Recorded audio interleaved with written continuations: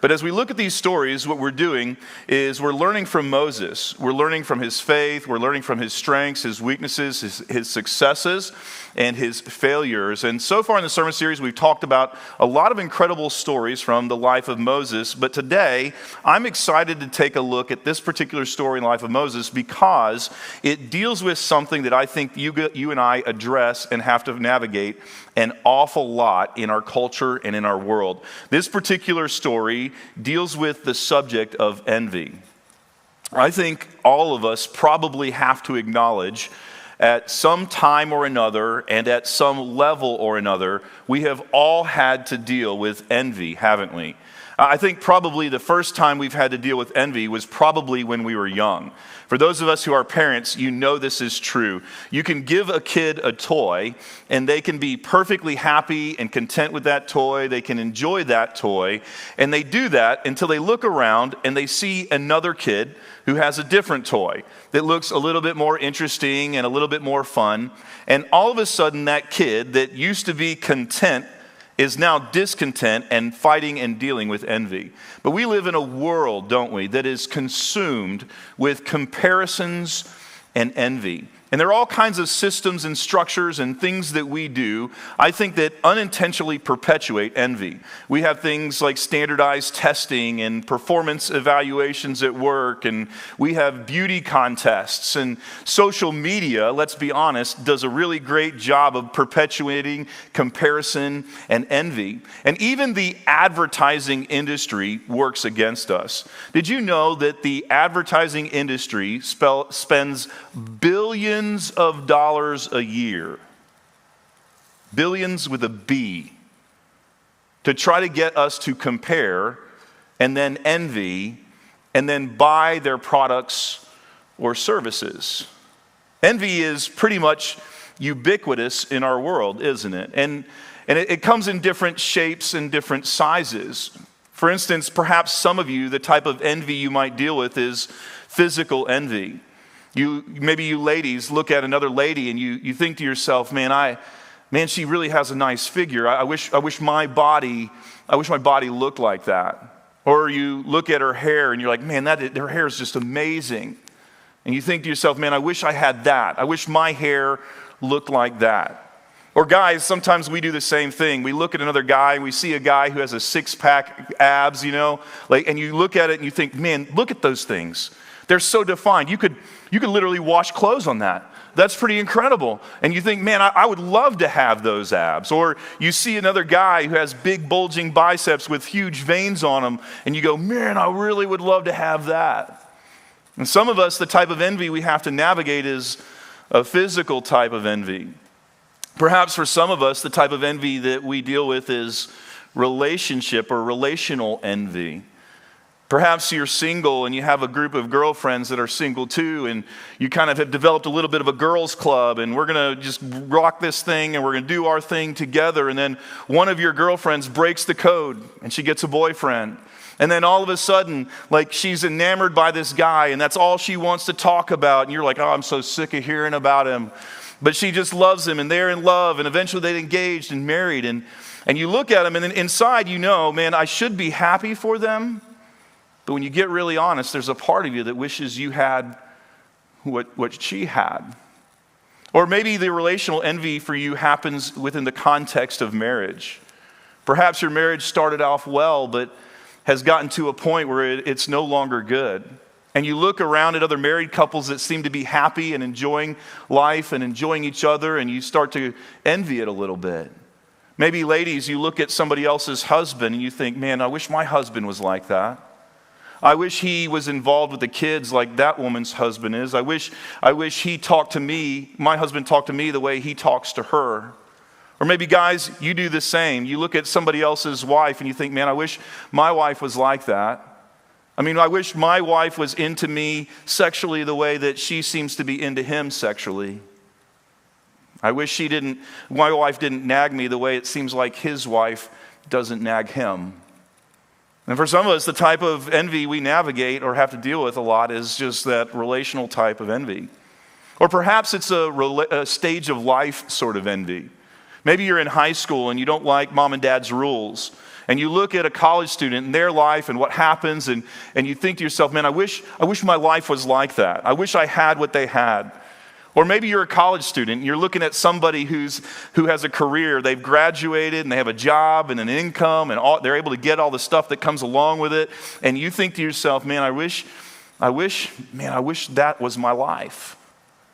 Or maybe you're in that stage of life where you have an income and you have family and you have responsibilities, and you're looking at people in high school and you're thinking, man, I wish my life was like that. And I wish I didn't have all the pressure and all the responsibilities and all the bills and all that stuff that goes along with it. But maybe for some of us, it's relationship envy that we deal with. Perhaps for some of us, it's a little bit of talent envy. Maybe there's somebody in your life who can do something that you wish you could do, and not only can they do it, they're really good at it, and it seems like it's effortless for them. For me, this happens a lot when I watch people on our stage sing. I don't know about you, but I would literally cut my right arm off to be able to sing, but I can't. I cannot carry a tune in a bucket. There have been actual Sundays, I'm not making this up, where people in our service, during a worship service, where I'm singing out my heart to Jesus, they literally have tapped me on the shoulder and asked me to stop. It's that bad. So when I see people on stage and singing like an angel and they make it look so easy, I think to myself, man, I'd give anything to be able to sing like that. Or maybe the envy you navigate is just a material envy. Perhaps somebody has a house or a car or whatever it is that you want. And I could keep going, but I think I've made my point, haven't I? We live in a world that offers us unlimited opportunities to envy. And I probably don't have to say it. It probably goes without saying, but I'm going to say it anyway. I don't think we're better off for it. I actually think, and I'm guessing you probably do too, that we're worse for the wear, aren't we? So this morning, what I want to do is I want to take a look at a part of Moses' story that deals with this subject, and it offers us some truth that I think can help set us free from the envy that we face so much in our world. We're going to be in Numbers chapter 12. If you have a Bible and you want to follow along, that's where you need to turn. But let me give you a little bit of quick background to catch you up on where we are in the story of Moses. So through the power, empowerment, and the guidance of God, Moses has successfully led the nation of Israel out of Egypt and Egyptian bondage. As they're making their way out, they get to the Red Sea and they get kind of trapped there, and Pharaoh changes his mind. He decides, you know what, I'm not going to let God's people go, and he gets his army together and he pursues the nation of Israel. Those of you who are familiar with the story of Moses, you know how it goes. God parts the waters of the Red Sea. Israel walks across on dry land. Pharaoh pursues. God closes the water back and he saves Israel. And then they keep traveling towards the promised land. There's a whole bunch of incidences that occur between then and where we're picking up the story. And I'm not going to go through them today because at least one of them I'm going to go back and talk about later on. But by the time we get to Numbers chapter 12, the nation of Israel has almost made it to the promised land. Now, not long prior to Numbers chapter 12, Moses has had to deal with a lot of obstacles and criticism and pushback on his leadership. So by the time he's managed to survive it, but by the time he gets to Numbers chapter 12, I'm guessing that Moses is exhausted with it all and he's probably done with it. But that's where we pick up our story. In Numbers chapter 12, verse 1, it goes this way. Miriam and Aaron began to talk against Moses because of his Cushite wife, for he had married a Cushite. So when our story begins, Miriam and Aaron, who are Moses' older sister and older brother, they begin to meddle in Moses' personal business. For some reason, they are critical of Moses' decision to marry the woman that he's married. Now, we don't really know a lot about this woman. In fact, we don't even understand or know really the circumstances surrounding it. There are two possibilities. The first possibility is that they're talking about Moses' decision to marry a woman named Zipporah. Moses has married Zipporah literally 40 years prior to this, when he fled Egypt for the first time and went to Midian. So maybe this is sort of a delayed criticism that they have of Moses' decision. The other possibility is that Zipporah has died, and somewhere along the line, Moses decides to remarry, and he marries a Cushite woman.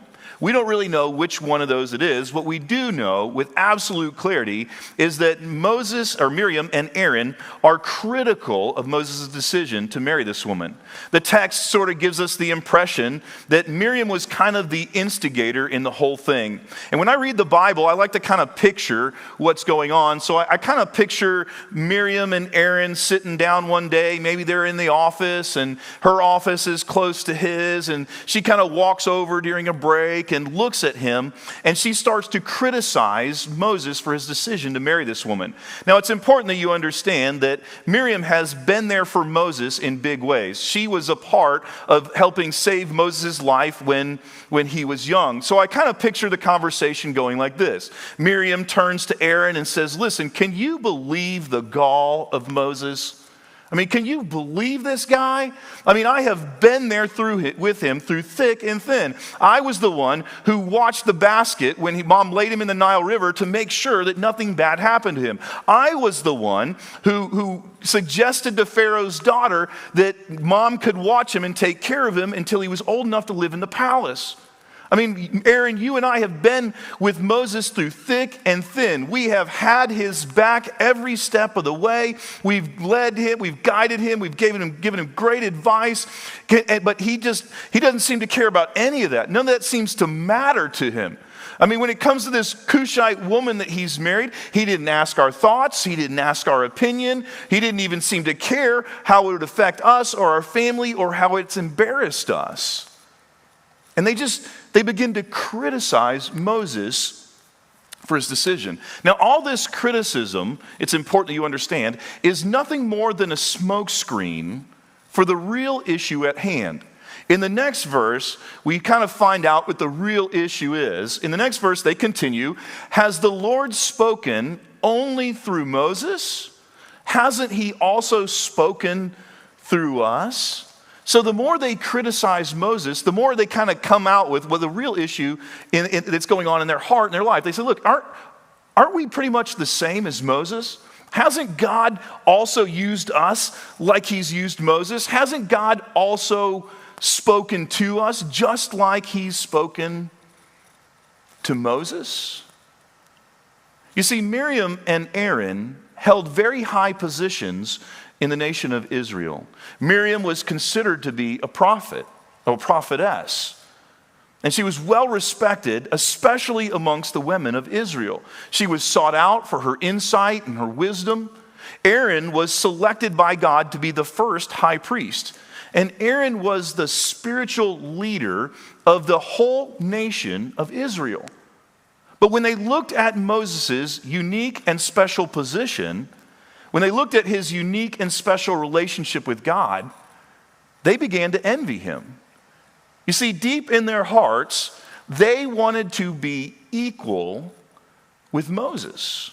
And that's what was driving the envy. Now, the real irony here is that Moses didn't ask for any of this. Moses didn't want to be God's guy for the whole Exodus thing. In fact, Moses actually asked God to pick somebody else. Moses didn't ask for favor. He didn't ask for a special relationship with God. He's just a guy who's doing what God has called him to do, and he's trying his best to just hold the whole thing together. But in spite of all of that, Miriam and Aaron envy him.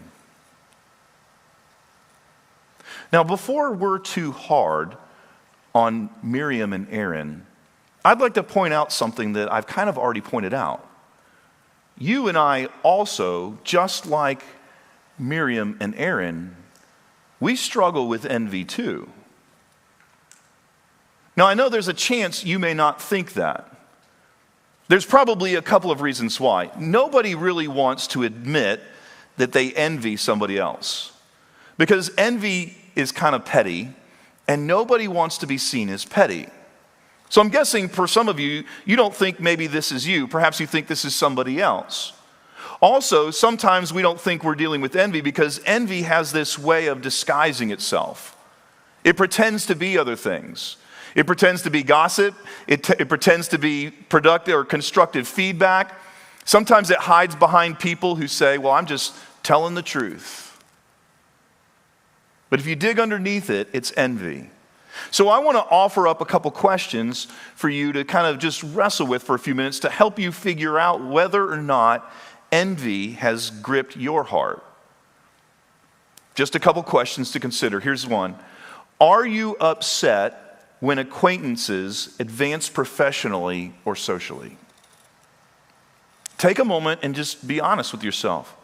When someone you know gets the promotion, when someone you know gets the award, when someone you know gets the recognition, when someone you know gets the praise, when someone you know advances, does it make you upset? Here's another question. Do you feel pain because of another person's success?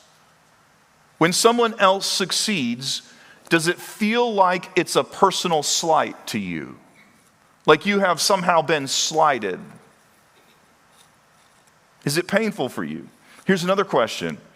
Do you belittle the accomplishments, the talents, or the appearance of others? When someone points out how pretty a girl is, do you go, yeah, she's pretty, but she's got this weird thing that her nose does?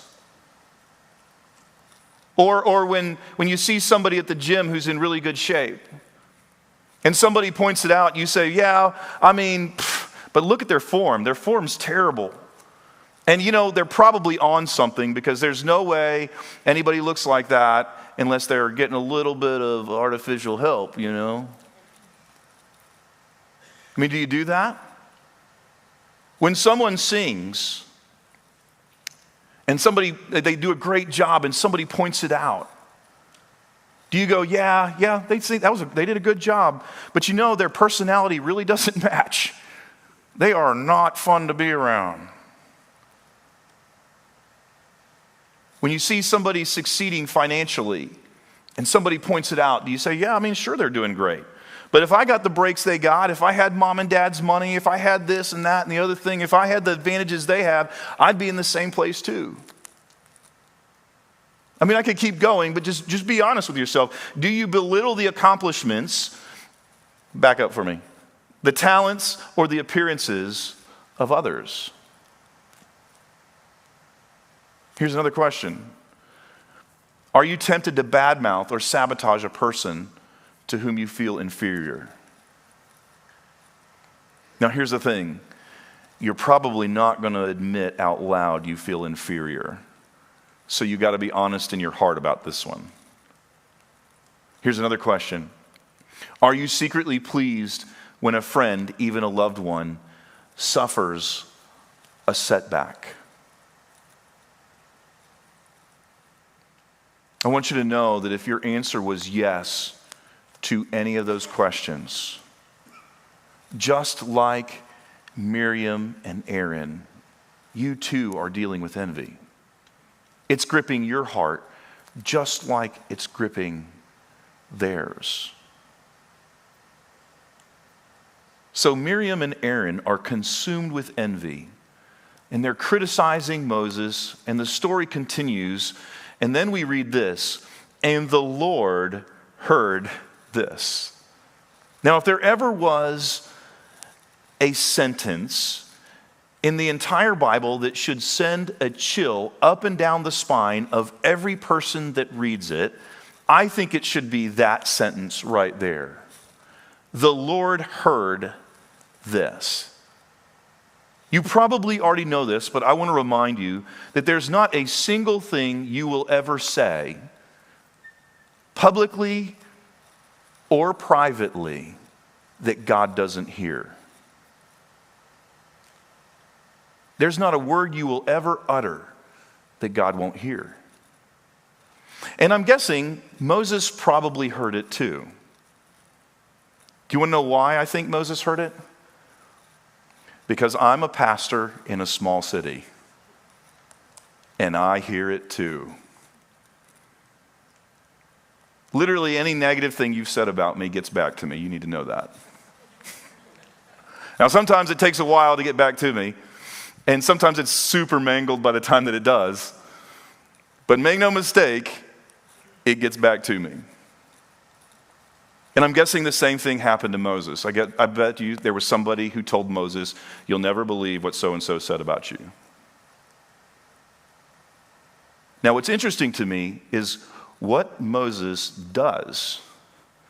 Because Moses doesn't run to defend himself. He doesn't try to make Miriam and Aaron do what he wants them to do. He makes no effort whatsoever to try to control the situation. What Moses and Aaron does, or what Moses does, is he allows God to address the situation. And God definitely addressed the situation. In the next verse, we read a couple verses down. At once, the Lord said to Moses, Aaron, and Miriam, come out to the tent of meeting, all three of you. So the three of them went out. So God calls a meeting. He calls all three of them, Moses, Aaron, and Miriam, to the office. Now, the way I picture this is kind of like they got invited to the principal's office. I don't know how many of you got invited, and that's an interesting choice of words for me. I don't know how many of you got invited to the principal's office when you were in school, but I got invited to the principal's office a couple of times. The first time it happened, I was in kindergarten, and some kid was doing something I didn't like, and I got in a fight, and I busted him in his face. And apparently, that was a no-no, because I got invited to the principal's office. And when I got invited to the principal's office, I walked in, and there was nothing about this man who screamed he was happy about this. He was clearly angry, and I was clearly in trouble. I mean, I was like, oh my gosh, it became a very scary situation very fast. And so that's how I imagine Miriam and Aaron in this moment. They've been invited to the principal's office. They know they have messed up, and God does not look happy. The story continues. Then the Lord came down in a pillar of cloud, I think probably to make a statement. He stood at the entrance to the tent and summoned Aaron and Miriam. So, Moses, you stay here. You two, get over here. When the two of them stepped forward, he said, listen to my words. So, in other words, what God's saying is, look, you guys have said enough. You've done enough talking. You probably should have stopped talking a long time ago. Now it's time for you to stop talking because I'm about to talk and you need to listen to every word that's about to come out of my mouth. So God says, stop talking, listen to me. When there is a prophet among you, I, the Lord, reveal myself to them in visions. I speak to them in dreams. But this is not true of my servant Moses. He is faithful in all of my house. With him, I speak face to face, clearly and not in riddles. He sees the form of the Lord. So basically what God says to them is, listen, you need to understand that I have a special and unique relationship with Moses. I've never had a relationship with anybody prior to this, and once Moses is gone, it's not going to happen again. I just am going to interact with him and deal with him in a different way. He is on a different level than you are. You need to leave my guy alone. And then God asks a question. Why then were they not afraid to speak against my servant Moses? Which is God's way of saying, who do you think you are? Who do you think you are to question my guy Moses? Who do you think you are to criticize this man who's getting that kind of direction from me and he's just doing what I'm telling him to do? Who do you think you are? Now, I don't really know whether they answered or they didn't. Scripture doesn't record it, but here's what the Bible does say next. The anger of the Lord burned against them.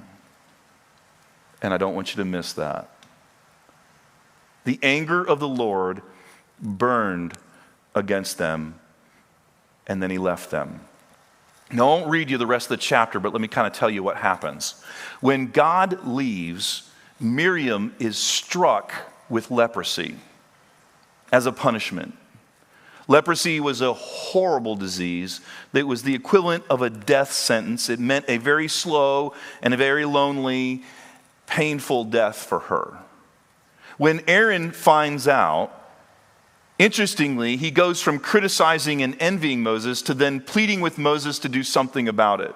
He pleads with Moses, please do something about this, help us. And so Moses, he doesn't kind of turn to Aaron and say, look, y'all made your bed, you can lie in it now. He doesn't turn to him and say, hey, you play stupid games, you win stupid prizes. He doesn't do any of that. He doesn't ask God to prove how right Moses was and how wrong they were. Instead, what Moses does is he uses his spiritual authority to ask God to heal his sister. So God concedes a little bit. He backs off of the leprosy thing and he tells Moses there's going to be a punishment because this is serious. And so the new punishment becomes that Miriam has to live outside of the camp for 7 days so that everybody in the camp understands the severity of what she has done. And then after 7 days, she's allowed to rejoin the camp and then you guys can move on. But what I don't want you to miss is this: the anger of the Lord burned against them. There's something about envy that just makes God angry in this passage. And which leads me to a question: why? Why does God seem so angry about envy? Why does he take it so seriously? Well, there's at least a couple of reasons. Let me offer up a couple of thoughts for you. The first one is that envy destroys relationships. I like the way that James, the brother of Jesus, said it. He said it this way. He said, for where you have envy and selfish ambition, there you will find disorder and every evil practice. In other words, when you and I give into envy, it ruins every relationship in our life. It has the power to destroy it all. It'll spoil it. It'll ruin it. And this is easy to see when you look in Scripture, because every time envy enters into the scene, it ruins a relationship. In Genesis chapter 4, we first read it there, where Cain envied Abel. God accepted Abel's sacrifice and didn't accept Cain, so Cain begins to envy Abel. It leads him to anger and eventually murder. Fast forward a little bit more in the Old Testament, we find that King Saul envied David. David was a shepherd boy turned warrior, and as it turns out, he was pretty good at war. And the more he did that, the more well-known he became, until eventually people were walking around saying things like, Saul has slain his thousands and David his 10,000s. And eventually, Saul heard about what people were saying, and when it happened, when he heard it, he became envious of David. And it ruined their relationship, and from that point on, he sought to kill David. In Isaiah chapter 14, we find that Lucifer envied God. When you get to the New Testament, you find that Jesus was turned over for crucifixion because the chief priests envied Jesus. Envy, I think part of what makes God so angry about envy is that it always ruins relationships. But there's another thing that it does. It ruins life too. There's this interesting story in Genesis chapter 30 where these two sisters are married to the same guy, and I know that's kind of ew. Definitely really ew. But they're married to the same guy, and there's this verse I want to read. When Rachel saw that, she bore Jacob no children. So Rachel wasn't able to have kids. She envied her sister. Her sister was able to have kids. So she said to Jacob, give me the children or I shall die. Like, she literally has come to the conclusion, because she envies her sister, that if she doesn't get what she wants, that life is no longer worth living. And envy can equally ruin your life too. You can be going along and everything's fine until you start looking around and you find somebody who's accomplished more, who's better looking, who enjoys more. And when you start envying, it will make you miserable. Every single time. And you want to know why? Because there'll always be somebody who's made more, who has more, who enjoys more, who's better looking. Envy is never completely satisfied. It just consumes and it consumes and it consumes. I like the way that Socrates put it. He said this about it. He says, envy is the daughter of pride, the author of murder and revenge, the perpetual tormentor of virtue. Envy is the filthy slime of the soul, a venom, a poison, which consumeth the flesh and drieth up the bones. Envy will rot us from the inside out like cancer does. And I think that's why it makes God so angry. Because it destroys the things that he loves. It destroys your life and the relationships in your life every single time. So how do you and I deal with this stuff? If this is kind of what's at stake, and if this is how it makes God feel, how do we deal with this stuff? Well, let me offer up a quick suggestion. There are a number of ways, by the way, that you can address and deal with envy in your heart and your life. But this, I think, is the very best way, and here's what it is. Celebrate the successes of other people. Celebrate the successes of other people. Romans chapter 12, verse 15, Paul says this. He tells us, rejoice with those who rejoice, mourn with those who mourn. And we're pretty good at the second part of that verse, aren't we? But generally speaking, most people are pretty crummy at the first part, where we're supposed to be rejoicing with those who rejoice. And it's unfortunate that we're so bad at that because it's the biggest tool in our tool belt to overcome envy. So if you want to overcome envy in your life, celebrate the successes of other people. Now, I can almost hear the thoughts in your head. Perhaps you're thinking something like this. TJ, are you telling me that I need to celebrate the successes of others even if I don't mean it? And my answer is yes, you do.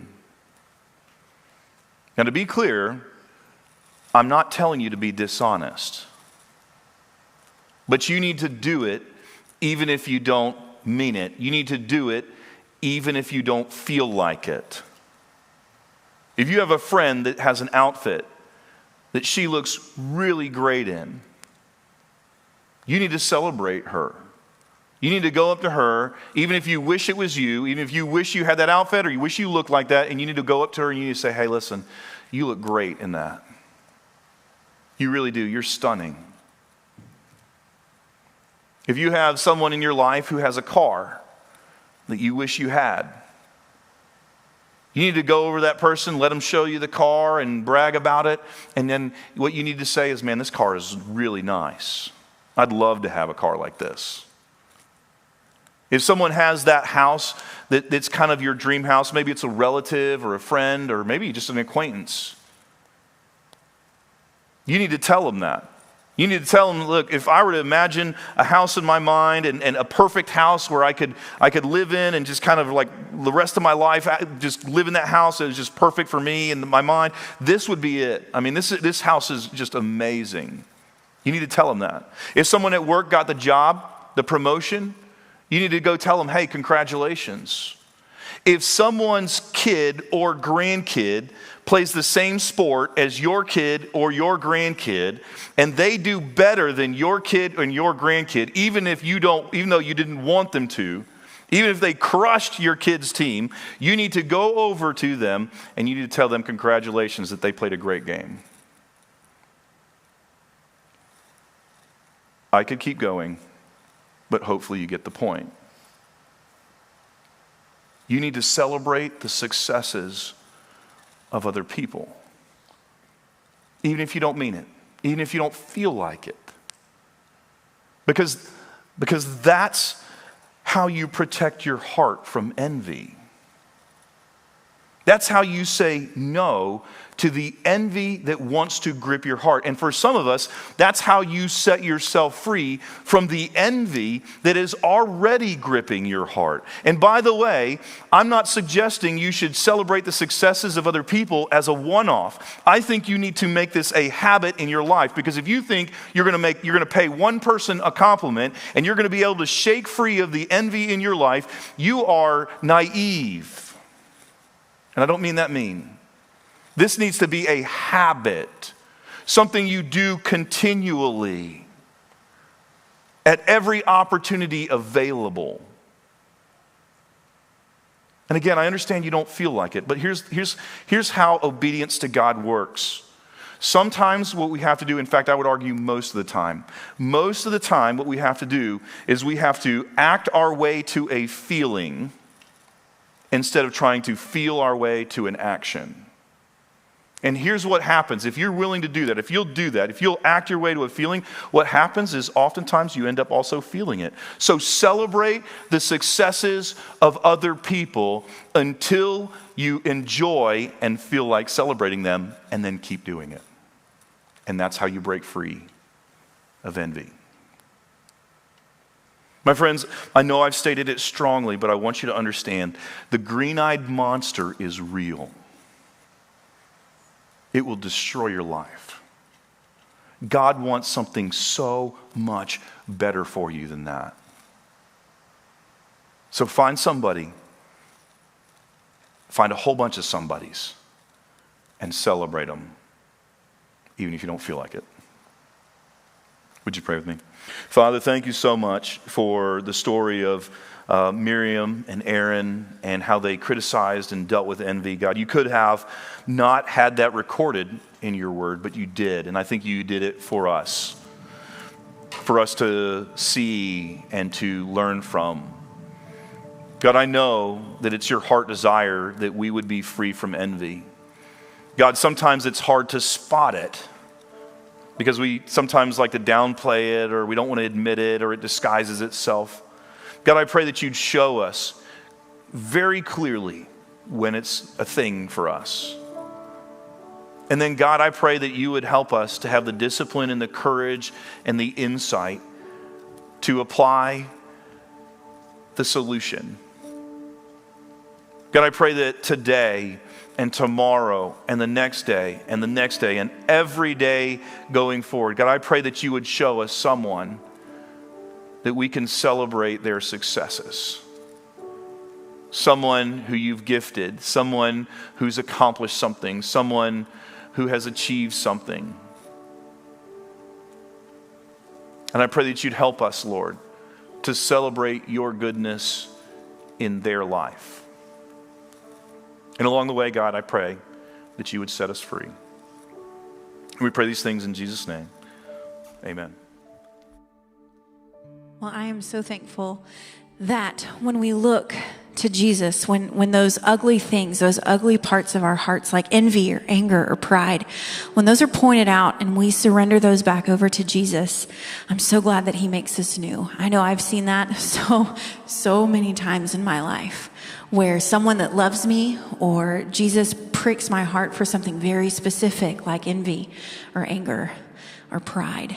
And he says, this does not glorify me. This is contrary to my word and how I want you to live. And when I say, yes, Lord, you're right, and I turn that over to him and I make strategic choices to live in a way that honors other people around me, in a way that surrenders my anger and my temper to him, he changes the makeup of my heart. He does heart surgery, right? And so I know that when we first surrender our life to Jesus, there's this wave of hope and grace that washes over us. But as we go through life, that happens over and over and over again as we're made to look more like Jesus, as we surrender more of those ugly things that take up residence in our heart. And so today we're going to sing a song that we haven't sung for a couple weeks, but it's called Do It Again. And it talks about the faithfulness of God to not only do what he says he's going to do, but do it again and again and again. Every time we turn to him, he is not going to give up on his promises to make us new. Will you sing with us today?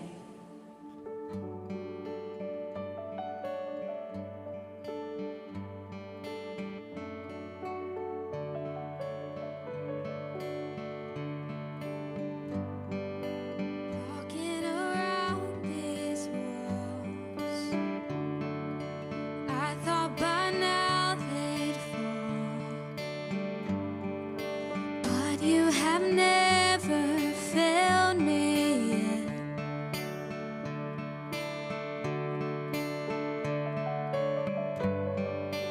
Waiting for change to come,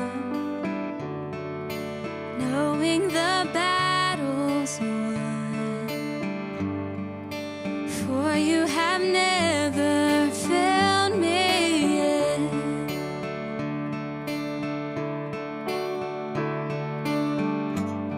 Your promise still stands, great is your faithfulness, faithfulness.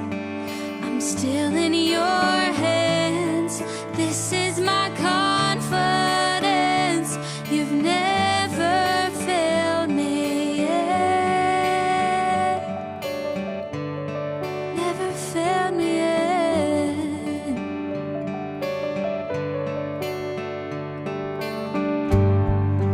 I know the night won't last, your word will come to pass. My heart will sing your praise again.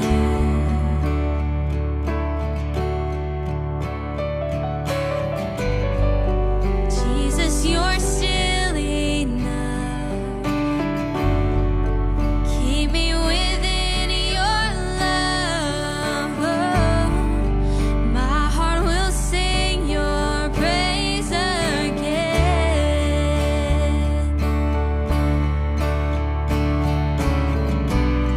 Your promise still stands, great is your faithfulness, faithfulness.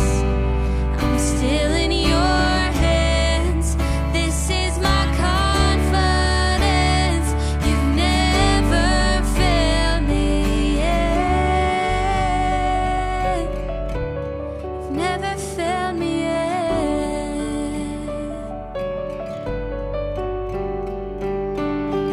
I've seen you move the mountains, and I believe I'll see you do it again. You made a way where there was no way, and I believe I'll see you do it again. I've seen you move the mountains, and I believe I'll see you do it again. You made a way where there was no way, and I believe I'll see you do it again. I'll see you do it again.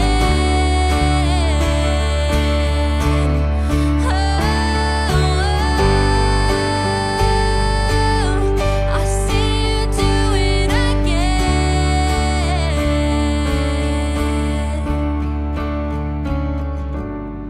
Your promise still stands, great is your faithfulness, faithfulness. I'm still in your hands, this is my confidence.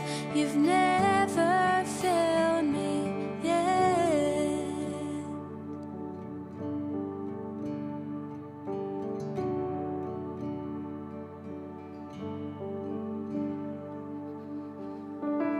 What a beautiful way to end our service this morning. Hey, next week, we're going to have our boxes for Operation Christmas Child. If you've never heard of that, it is a ministry through an organization called Samaritan's Purse. We'll be collecting things like school supplies, hygiene items, and small toys for children in need. Those items will be delivered all around the world to share the love of Jesus with them. Hey, if you've never made that decision to follow Jesus Christ, Pastor TJ is going to be in the back, and he would love for you to stop by. Even if you have any spiritual questions, you can just stop by and see him on your way out. You guys, we love you, and we hope you have a great week.